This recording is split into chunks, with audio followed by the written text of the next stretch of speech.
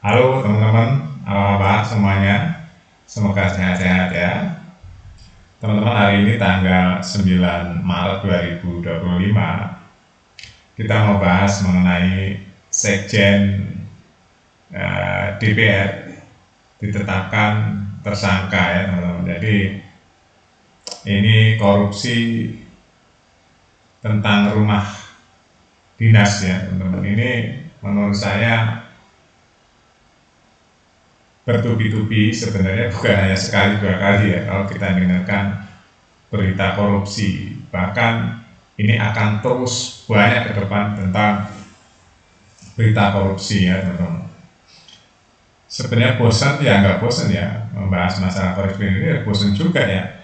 Negara kok diisi oleh orang-orang yang rakus ya. Ini aja yang saya kadang-kadang nggak habis pikir ya. Gini, kenapa saya bilang pakai kata-kata rakus ya?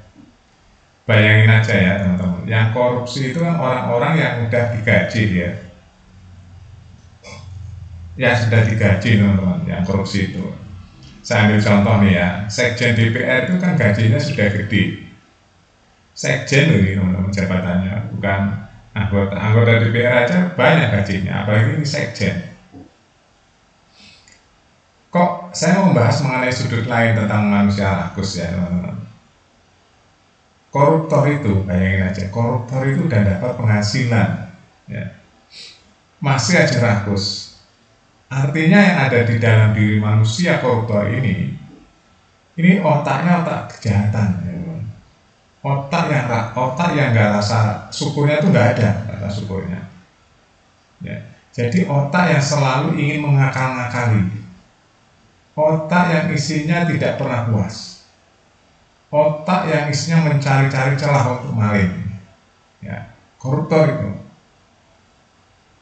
Jadi orang rakus itu namanya orang yang sudah terpenuhi kebutuhannya, tapi dia masih kurang, bahkan dia cara mendapatkannya dengan mencuri ya, atau mengakali.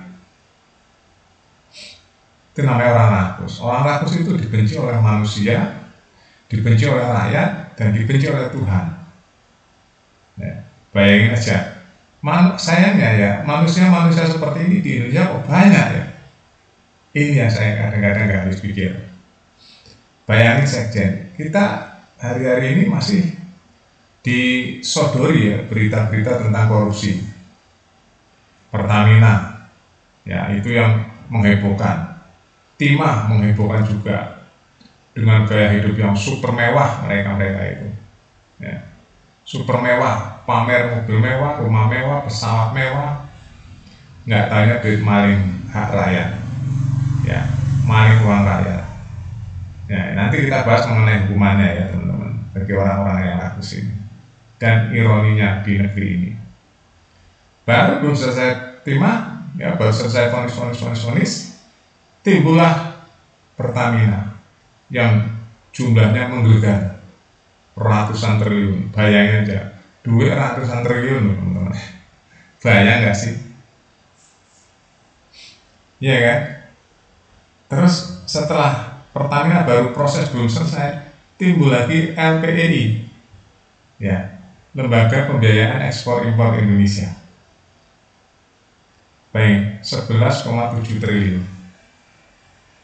Nah, setelah itu belum selesai juga timbul lagi ya, Sekjen DPR, korupsi dana rumah dinas. Bayangin aja, rumah dinas ya. Bayangin aja, kalau kita lihat tampangnya ya, lihat gerakannya, lihat cara-cara manusia ini, saya cuma berpikir gini ya teman-teman, karena saya punya pengalaman ya, kenal para anggota DPR, kenal orang-orang hebat ya. Sebenarnya dari awal itu sejak saya remaja sudah tahu ada yang salah dengan negeri ini ya. Ada yang salah dengan manajemen, dengan pengelolaan negeri ini ya, tapi karena semua sudah lingkaran setan, akhirnya nggak terselesaikan ya. Sistem good governance itu nggak terselesaikan, cuma di bibir saja. Terbukti hari ini korupsi gede-gede ya, gede-gede sekali. Nah pertanyaannya, kok nggak punya malu ya orang-orang yang sudah digaji oleh rakyat masih korupsi, masih mencuri. Nah hati nurani di mana orang begini? Nah, kalau orang begini udah nggak usah bicara tentang hati nurani, bicaranya tentang hukuman mati. Ya. Jadi untuk menghadapi orang-orang rakus, orang-orang greedy seperti ini harus dengan punishment. Dengan punishment, nggak ada kata lain, teman-teman. Nah, pertanyaannya itu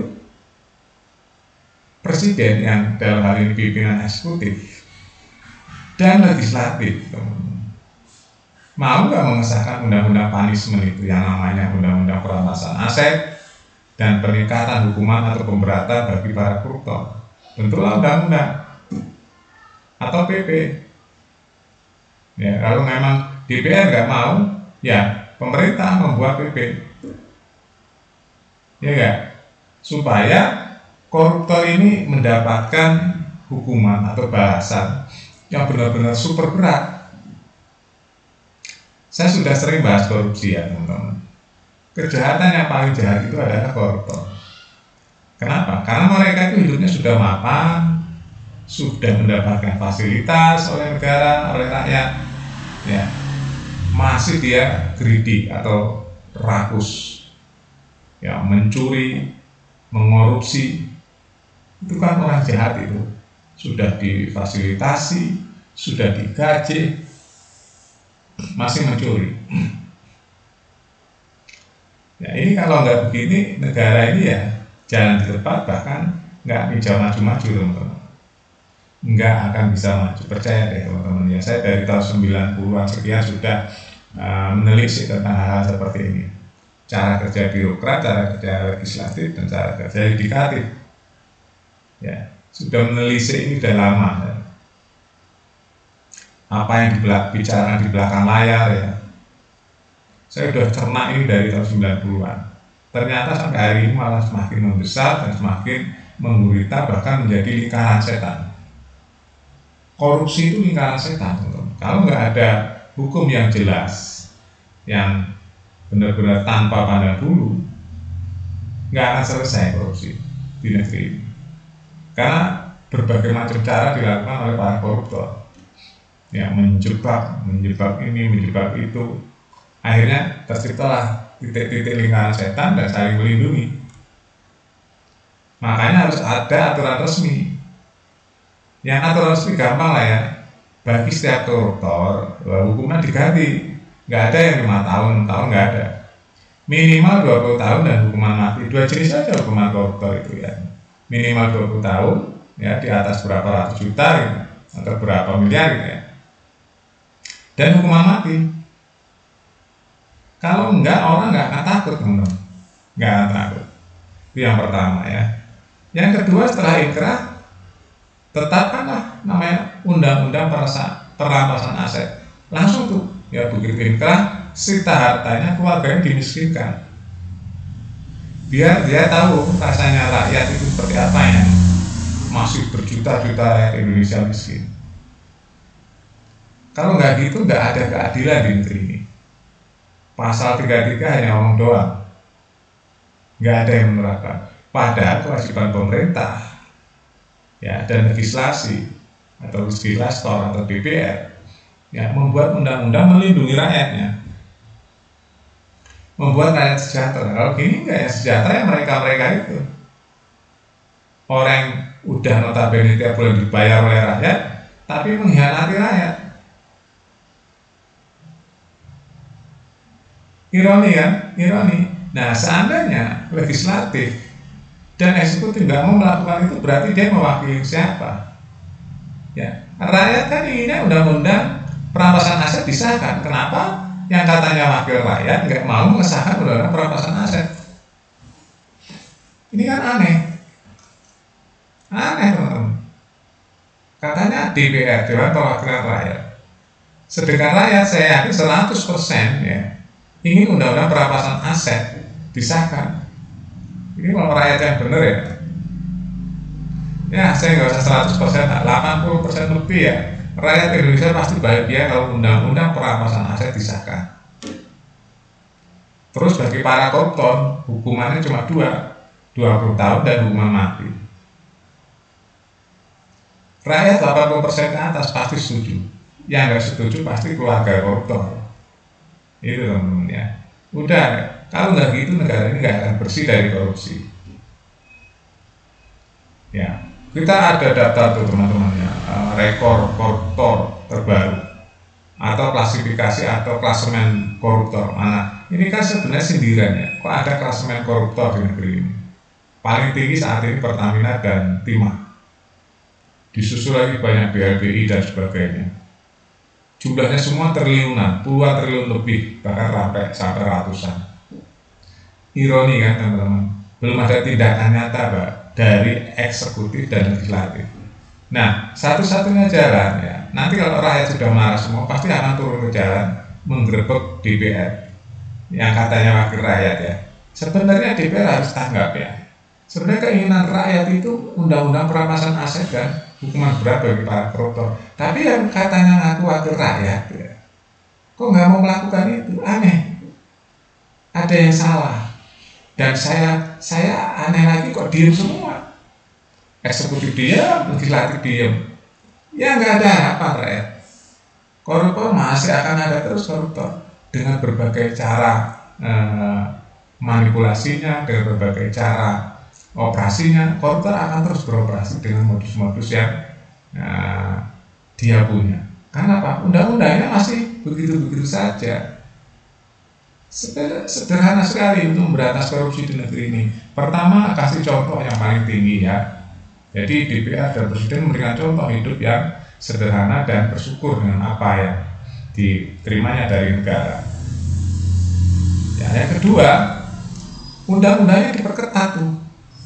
Yang clean and clear, jelas siapa melakukan apa, dapat hukuman apa. Kalau enggak ya negara ini kacau terus, nggak akan maju. Bocoran terus 30% bocor betul itu. Nggak akan ada yang namanya pemampatan korupsi, pasti bocor terus. Karena celahnya diciptakan sendiri oleh para pemimpin yang katanya ngaku eksekutif dan legislatif itu.